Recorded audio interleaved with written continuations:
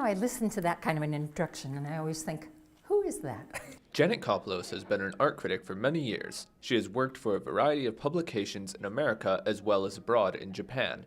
However, Koplos says she did not always want to be an art critic. Nobody always wants to be an art critic. Nobody's ever even heard of it, until you get to college, probably. No, I absolutely backed into it. And if you had told me, even at the beginning of my college career, that I would be an art critic, I would have said, what are you talking about? Koplos' ideas of art criticism apply to everyone, as she explains. Actually, the vast majority of people in this room have probably had personal experience with it. If you're an artist, you've been reviewed or you want to be reviewed. If you're a critic or a historian or any kind of writer with an interest in art, you may have published criticism.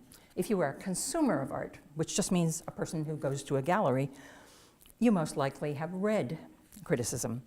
Koplos also expressed her personal thoughts on why the world needs art criticism.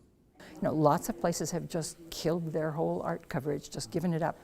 And I think art is an essential part of human life.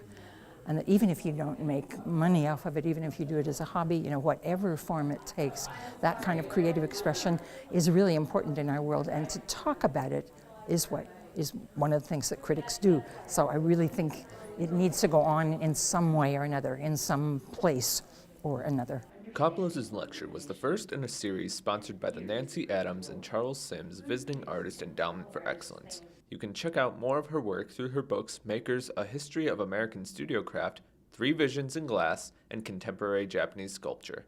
For BUTV News, I'm Shearer.